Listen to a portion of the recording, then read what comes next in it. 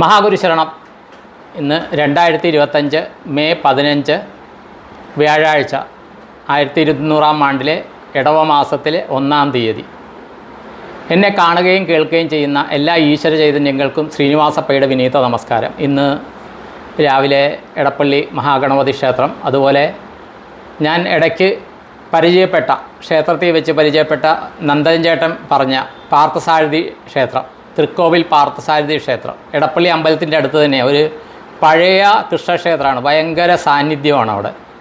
ആദ്യമായിട്ടാണ് പോണത്, ഞാനും മോനും പോയി. അപ്പോൾ ഭയങ്കര പവർഫുള്ളായിട്ടുള്ള അമ്പലം കേട്ടോ. അവിടെ തീർച്ചയായിട്ടും പോകേണ്ടതാണ്. എടപ്പള്ളി ക്ഷേത്രത്തിൽ നിന്ന് ഒരു 100 മീറ്റർ നടന്നാൽ മതി. അവിടെ പോയി പിന്നെ പേരണ്ടൂർ ദേവീക്ഷയെ പോയി തൊഴുതു. അപ്പോൾ അവിടെ ഒരു കുട്ടി എന്നെ കാത്തിരിപ്പുണ്ടായിരുന്നു. ഒരു കുട്ടി എന്ന് പറഞ്ഞാൽ വീട്ടമ്മ. അപ്പോൾ അവിടെ കാത്തിരിപ്പുണ്ടായിരുന്നു. ആ കുട്ടീനെ കണ്ടു. അപ്പോൾ രാവിലത്തെ ആ ഇൻഡ്യൂഷൻ വെച്ച് ഇന്ന് ഞാൻ കുന്നിക്കുരു കയ്യിലെടുത്തിരുന്നു. അപ്പോൾ പേരണ്ടൂർ വെച്ച് ആ കുട്ടിക്ക് കുന്നിക്കുരു ജപിച്ചു കൊടുത്തു. അപ്പോൾ നമ്മളെല്ലാവരും ജീവിതത്തിലെ പല വിധത്തിലുള്ള പ്രശ്നങ്ങളിലൂടെ കടന്നു പോവുകയാണ്.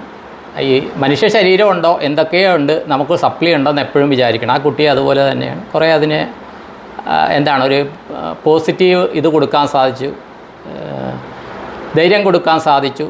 അതുകൂടാണ്ട് എന്നെ സ്കൂട്ടറിൽ കുറച്ച് ദൂരം ഓട്ടോറിക്ഷ കിട്ടുന്നിടത്ത് വരെയും കൊണ്ടുവന്നു. പക്ഷേ ആ പേരണ്ടൂർ ഇരിക്കുമ്പോഴത്തേക്കും ആ കുട്ടിയെക്കുറിച്ച് കിട്ടിയ ഇൻഡ്യൂഷൻ, ആ കുട്ടി നമസ്കരിക്കട്ടെ എന്ന് പറഞ്ഞ് നമസ്കരിച്ചു. ആ നമസ്കരിക്കുന്ന സമയത്ത് ഞാനൊരു കുറച്ച് സെക്കൻഡ് നേരത്തേക്ക് മെഡിറ്റേഷനിൽ ഒരു തലത്തിലേക്ക് പോകും. ആ പോയ സമയത്ത് കിട്ടിയ ഇൻഡ്യൂഷൻ വെച്ച് യാത്ര ചെയ്യുമ്പോൾ ആ കുട്ടിയോട് ചോദിച്ചു. പിന്നെ റോഡ് സൈഡിൽ നിർത്തി ഞാൻ ഓട്ടോറിക്ഷ കയറുന്നിടത്ത് നിന്ന് ഒരു 5 മിനിറ്റ് നിന്ന് ആ കുട്ടിയുടെ അടുത്ത് പിന്നെയും കാര്യങ്ങൾ കൺഫേം ചെയ്തു. അത് പേരണ്ടൂർ അമ്മ തന്ന ഇൻഡ്യൂഷനായിരുന്നു.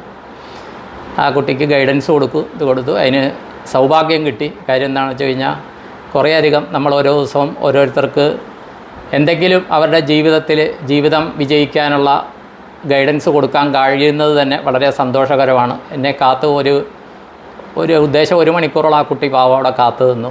അത് ഞാൻ ചെന്നതിന് ശേഷമാണ് തൊഴാനായിട്ട് വന്നത്. എനിക്ക് വളരെ സന്തോഷം തോന്നി. എന്തോ ആവട്ടെ, നമ്മുടെ ജീവിതം മാറണമെന്ന് നമ്മൾ തീരുമാനിച്ചു കഴിഞ്ഞാൽ ഈശ്വരൻ എന്ന ശക്തിയിൽ ആ രൂപം ഏതാണെന്ന് നോക്കണ്ട, ആ ശക്തി പ്രഭാവത്തിൽ നമ്മൾ അചഞ്ചല ഭക്തിയോടെ വിശ്വാസത്തോടെ നിന്നാൽ നമുക്ക് മാർഗ്ഗനിർദ്ദേശം തരുന്നവർ നമ്മുടെ നന്മയ്ക്ക് വേണ്ടിയാണ് തരുന്നതെന്ന പൂർണ്ണ വിശ്വാസത്തോടെ ചെറിയ ചെറിയ കാര്യങ്ങളായിരിക്കും ചെയ്യാൻ തയ്യാറായാൽ ജീവിതം മാറി. എന്നെ കോണ്ടാക്റ്റ് ചെയ്യുന്ന പലർക്കും ബ്ലാക്ക് മാജിക് പ്രോബ്ലം, സംബന്ധമായ പ്രശ്നങ്ങൾ ഒക്കെയാണ് കോണ്ടാക്റ്റ് ചെയ്യുന്നത്. ആ ബ്ലാക്ക് മാജിക് എന്ന് പറഞ്ഞാൽ അതിൻ്റെ അങ്ങേയറ്റത്തെ തലം വരെയും ഇപ്പോൾ ഈ അബാക്കിൽ വന്നതിന് ശേഷം ഓരോരുത്തരുടെ പേഴ്സണൽ എക്സ്പീരിയൻസിൽ മനസ്സിലാക്കി കഴിഞ്ഞു. കാര്യം എന്താണെന്ന് വെച്ച് കഴിഞ്ഞാൽ അപ്പോൾ തിരുമേനി പറഞ്ഞ് കുറേ കാര്യങ്ങൾ അറിയാം, അത് ഇതാണെന്നറിയാം. പക്ഷേ ഇപ്പോൾ ഈ നൂറ്റാണ്ടിലും ഇത് യൂസ് ചെയ്യുന്നുണ്ടല്ലോ എന്നുള്ള അതിശയമാണ് തോന്നുന്നത്. എന്തോ ആകട്ടെ, അത് അതൊരു വിശാലമായ സബ്ജക്റ്റാണ്. ഇനി ആ ബാക്കിൽ പോകുമ്പോഴത്തേക്കും തീർച്ചയായിട്ടും അതിനെക്കുറിച്ച് വീഡിയോ ചെയ്യാം കേട്ടോ. കാര്യം ഇത് എന്ന് പറഞ്ഞാൽ കുറച്ച് ആൾക്കാരാണ്, അത് വളരെയധികം ആൾക്കാർ മനസ്സിലാക്കേണ്ട കാര്യവും ആയതുകൊണ്ട് അതിനകത്ത് ചെയ്യാമെന്ന് വിചാരിക്കുന്നു. അപ്പോൾ ഒരു കാര്യം മാത്രം ഇത് ചെയ്യുക, നമുക്ക് എന്ത് കാര്യങ്ങളുണ്ടോ, നമുക്കതിൽ നിന്ന് മാറണമെന്ന് ആഗ്രഹമുണ്ടോ, തീർച്ചയായിട്ടും ഈശ്വരൻ എന്ന് പറയുന്ന ശക്തി അതിനുള്ള വഴി നമുക്ക് കാണിച്ചു തരും. അതിന് എവിടെയെങ്കിലും പലരും കോൺടാക്റ്റ് ചെയ്യുമ്പോൾ ചോദിക്കും, സാറേ എത്ര രൂപയാകും? ഇന്നും ആരോ വിളിച്ചപ്പോഴത്തേക്കും ചോദിച്ചു. മിസ് കോൾ കണ്ടിട്ട് ഞാൻ തിരിച്ച് വിളിച്ചത്. അപ്പോൾ വാട്സാപ്പ് വേറെ നമ്പറിൽ നിന്നാണ് വന്നത്. സാറേ ഇങ്ങനെയൊക്കെ പ്രശ്നങ്ങളുണ്ട്, അതിനെത്രയാണ്, എത്രയായാലും GPay നമ്പർ തരൂ, ഞങ്ങൾ തരാം. അതൊന്നുമല്ല, കാശിലൊന്നുമല്ല കാര്യം ഇരിക്കുന്നത്, മനസ്സിലായോ? ഞാൻ അവരോട് അത് കാര്യം പറഞ്ഞു. ഏതായാലും അവർക്കും ഗൈഡൻസ് ചെയ്യാൻ പറ്റുമെന്ന് തോന്നുന്നു. അതും ബ്ലാക്ക് മാജിക്കിൻ്റെ എഫക്റ്റാണ്.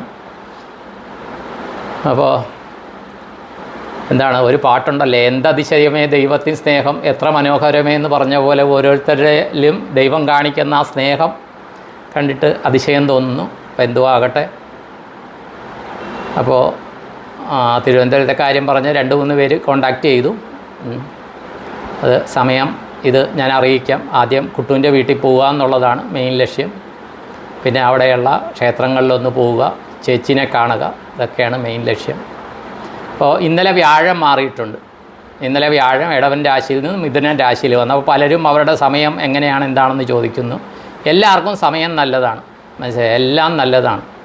അപ്പോൾ അതിൽ പ്രത്യേകിച്ച് പറയാനുള്ളത് പുണർതം പൂയ ആയില്യംകാർക്ക് വ്യാഴ അനുകൂലമായി. അതുകൂടാതെ ചിത്തിര ചോതി വിശാഖംകാർക്ക് വ്യാഴം അനുകൂലമായി.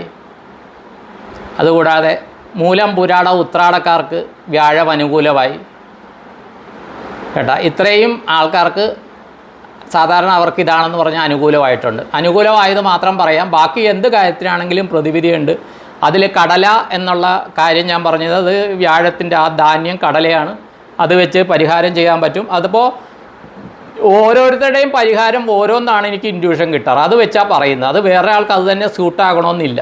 അതുകൊണ്ടാണ് അത് ജനറലായിട്ട് ഞാൻ പറയാത്തത്. പല കാര്യങ്ങൾ പറയും, ആ കടല എടുത്ത് വെച്ചിട്ട് എന്താണ് ചെയ്യേണ്ടത് ഏതാണെന്നുള്ള കാര്യങ്ങൾ പലരോടും പറയാറുണ്ട്. അത് അവർക്ക് വേണ്ടിയിട്ട് അവർ ഏതാ ദേവതേനെയാണോ ആരാധിക്കുന്ന ആ ദേവത പറയുന്ന പോംവഴിയാണ് ഞാൻ അവർക്ക് പറഞ്ഞു കൊടുക്കണം, ഓരോരുത്തർക്കും പറഞ്ഞു കൊടുക്കണം. ചിലർക്ക് ഒരു തിരി കത്തിക്കാൻ പറയും, കോൽത്തിരി കത്തിക്കാൻ പറയും, ദശാകാലം ആ കളർ വെച്ച് കത്തിക്കാൻ പറഞ്ഞിട്ടുണ്ട്. അല്ലാണ്ട് ചിലർക്ക് ചിലരുടെ കുടുംബ ഉപാസനാമൂർത്തികൾക്ക് വേണ്ടി കത്തിക്കാൻ പറയുന്നുണ്ട്.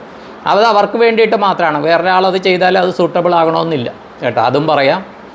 അപ്പോൾ ഇന്ന് ക്ഷേത്രത്തിലൊക്കെ പോയതിൻ്റെ ആ പുണ്യം ഞാൻ എല്ലാവർക്കും പകർന്നു നൽകുന്നു. ഇനി നാളെ മറ്റന്നാൾ ഞായർ തിങ്കൾ ഒരു ചെറിയ യാത്രയുണ്ട് കേട്ടോ, അതും പറയുന്നു.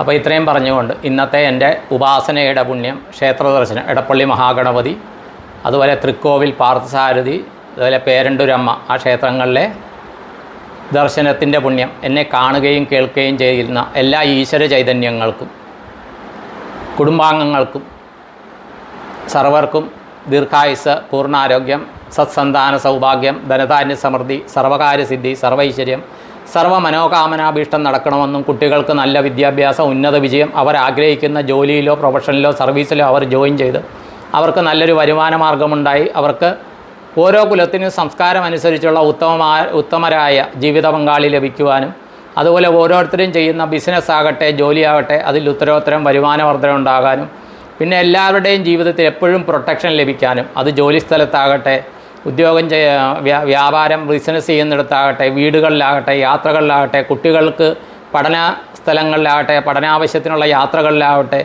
അതുപോലെ പഠന കാര്യങ്ങൾക്ക് താമസിക്കുന്ന സ്ഥലങ്ങളിലാകട്ടെ, എല്ലായിടത്തും പൂർണ്ണ സുരക്ഷിതത്വം ലഭിക്കുവാനും, അതുപോലെ എല്ലാവരുടെയും ഇഷ്ടദേവത, കുലദേവത, കുടുംബദേവത, ഗ്രാമദേവത, ഗുരുപരമ്പരകൾ, പ്രത്യേകിച്ച് പിതൃക്കന്മാരുടെ അനുഗ്രഹം കൊണ്ട് എല്ലാവരുടെയും ജീവിതത്തിലും സദാ സർവദാ സർവത്ര പോസിറ്റീവായ കാര്യങ്ങൾ നടക്കുവാനും, മനസ്സുകൊണ്ടും വാക്കുകൊണ്ടും പ്രവൃത്തി കൊണ്ടും പോസിറ്റീവായ കാര്യങ്ങൾ ചെയ്യുവാനും, അതിൻ്റെ നൂറുമേനി പ്രതിഫലം സന്തോഷമായും സമാധാനമായും ഐക്യമത്യമായും സമ്പൽ സമൃദ്ധിയായും ആയുരാരോഗ്യ സൗഖ്യമായും ഈ 33 ദേവതകളിൽ നിന്നും, ത്രിമൂർത്തികളിൽ നിന്ന്, ആദിപരാശക്തിയിൽ നിന്നും, ഗുരുപരമ്പരകളിൽ നിന്ന്, പിതൃക്കന്മാരിൽ നിന്ന് ഓരോരുത്തർക്കും കുടുംബാംഗങ്ങൾക്കും കിട്ടണമെന്ന് പ്രാർത്ഥിച്ച് സങ്കല്പം ചെയ്തുകൊണ്ട് നിർത്തുന്നു. എല്ലാവർക്കും നന്ദി, നമസ്കാരം. ഇന്ന് ഈ 3 ക്ഷേത്രങ്ങൾ കഴിഞ്ഞിട്ട് ഞങ്ങൾ വാടകയ്ക്ക് നിൽക്കുന്ന വീടിൻ്റെ എഗ്രിമെൻറ്റ് പുതുക്കാനുണ്ടായിരുന്നു. അപ്പോൾ അത് ഒപ്പിടാൻ പോയി. അതുകൊണ്ട് ടൈം ആയതുകൊണ്ട് 11 മണി കഴിഞ്ഞപ്പോൾ പിന്നെ പാവക്കുളം പോകാൻ പറ്റിയില്ല. പാവക്കുളം 11 മണിക്ക് മുമ്പ് എത്തണം,